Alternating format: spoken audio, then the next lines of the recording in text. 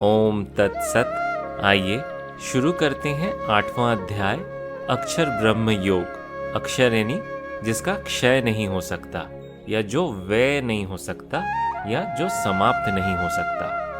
अर्जुन श्री कृष्ण से कहते हैं, हे पुरुषोत्तम, वह ब्रह्म क्या है, अध्यात्म क्या है, तथा कर्म क्या है, और अधिभूत नाम से क्या कहा गया है, तथा अधिदैव नाम से क्या कहा जाता है।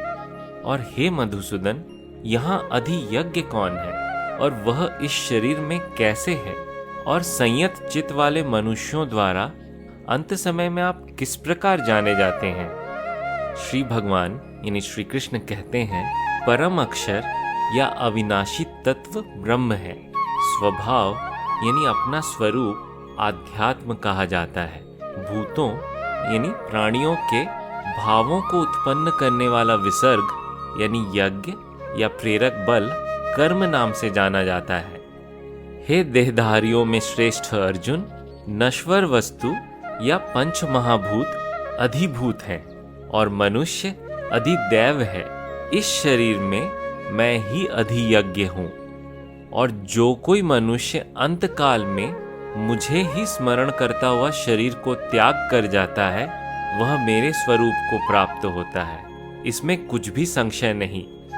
हे कौन्ते, यह जीव अंतकाल में जिस किसी भी भाव को स्मरण करता हुआ शरीर को त्यागता है, वह सदैव उस भाव के चिंतन के फलस्वरूप उसी भाव को ही प्राप्त होता है। श्री कृष्ण कहते हैं, हे अर्जुन, इसलिए तुम सब काल में मेरा निरंतर स्मरण करो और युद्ध करो। मुझ में अर्पण किए मन बुद्धि से युक्त हुए निसंदेह तुम मुझे ही प्राप्त होगे। हे पार्थ, अभ्यास योग से युक्त अन्यत्र ना जाने वाले चित्त से निरंतर चिंतन करता हुआ साधक परम दिव्य को प्राप्त होता है। जो मनुष्य सर्वज्ञ, प्राचीन या पुराण, सबके नियंता, सूक्ष्म से भी सूक्ष्मतर, सबके धाता, अचिंत्य रूप, सूर्य के समान प्रकाश रूप और अविद्या या अंधकार से परे तत्व का अनुस्मरण करता है, वह साधक अंतकाल में योग बल से प्राण को भ्रकुटी के मध्य सम्यक प्रकार स्थापन करके निश्चल मन से भक्ति युक्त होकर उस परम दिव्य को प्राप्त होता है। वेद के जानने वाले विद्वान जिसे अक्षर कहते हैं, राग रहित यत्नशील मनुष्य जिसमें प्रवेश करते हैं, जिसकी इच्छा से साधक गण ब्रह्मचर्य का पालन करते हैं, उस पद या लक्ष्य को मैं तुम्हें संक्षेप में कहूँगा। सब इंद्रियों के द्वारों को संयमित कर, मन को हृदय में स्थिर करके और प्राण को मस्तक में स्थापित करके योग धारणा में स्थित हुआ जो मनुष्य ओम इस एक अक्षर ब्रह्म का उच्चारण करता हुआ और मेरा स्मरण करता हुआ शरीर का त्याग करता है, वह परम गति को प्राप्त होता है। हे पार्थ, जो अनन्य चित्त वाला मनुष्य मेरा स्मरण करता है, उस नित्य युक्त योगी के लिए मैं सुलभ हूँ, अर्थात सहज ही प्राप्त हो जाता हूँ। परम सिद्धि को प्राप्त हुए महात्मा जन मुझे प्राप्त कर अनित्य दुख के आलय रूप या गृह रूप पुनर्जन्म को नहीं प्राप्त होते हैं। हे अर्जुन, ब्रह्मलोक तक के सब लोग पुनरावर्ती स्वभाव वाले हैं, परंतु हे कौन्ते, मुझे प्राप्त होने पर पुनर्जन्म नहीं होता। जो लोग ब्रह्मा जी के एक दिन की अवधि जानते हैं, जो कि सहस्त्र वर्ष की है, तथा उस एक सहस्त्र वर्ष की अवधि की एक रात्रि को जानते हैं, वे दिन और रात्रि को जानने वाले मनुष्य हैं। ब्रह्मा जी के दिन का उदय होने पर अव्यक्त से यह व्यक्त चराचर जगत उत्पन्न होता है, और ब्रह्मा जी की रात्रि के आगमन पर उसी अव्यक्त में लीन हो जाता है। हे पार्थ, वही यह भूत समुदाय या प्राणी समुदाय है जो पुनः पुनः उत्पन्न होकर लीन होता है।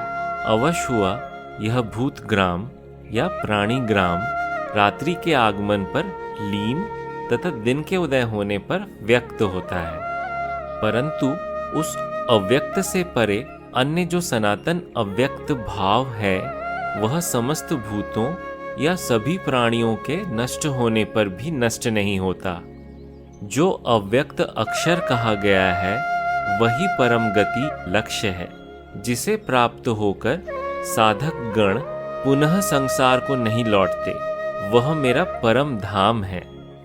हे पार्थ, जिस परमात्मा के अंतर्गत समस्त भूत या प्राणी है और जिससे यह संपूर्ण जगत व्याप्त है, वह परम अनन्य भक्ति से ही प्राप्त करने योग्य है।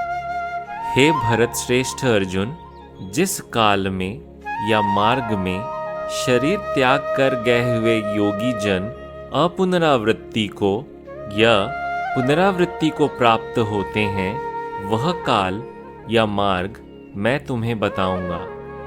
जो ब्रह्मविद साधक जन मरणोपरांत अग्नि, ज्योति, दिन, शुक्ल पक्ष और उत्तरायण के 6 मास वाले मार्ग से जाते हैं, वे ब्रह्म को प्राप्त होते हैं। धूम, रात्रि, कृष्ण पक्ष और दक्षिणायन के 6 मास वाले मार्ग से चंद्रमा की ज्योति को प्राप्त कर योगी संसार को लौटता है। श्री कृष्ण बताते हैं, जगत के ये 2 प्रकार के शुक्ल और कृष्ण मार्ग सनातन माने गए हैं। इनमें एक यानी शुक्ल के द्वारा साधक अपुनरावृत्ति को तथा दूसरा यानी कृष्ण के द्वारा पुनरावृत्ति को प्राप्त होता है। हे पार्थ, इन 2 मार्गों को तत्व से जानने वाला कोई भी योगी मोहित नहीं होता। इसलिए हे अर्जुन, तुम सब काल में योग युक्त बनो। योगी मनुष्य यह सब यानी दोनों मार्गों के तत्व को जानकर वेदाध्ययन, यज्ञ, तप और दान करने में जो पुण्य फल कहा गया है उस सब का उल्लंघन कर जाता है और आद्य यानी सनातन परम स्थान को प्राप्त होता है। ओम तत्सत। इस प्रकार ब्रह्म विद्या तथा योग शास्त्र के उपनिषद श्रीमद् भगवद गीता के श्री कृष्ण अर्जुन संवाद में अक्षर ब्रह्म योग नामक 8वां अध्याय संपूर्ण हुआ।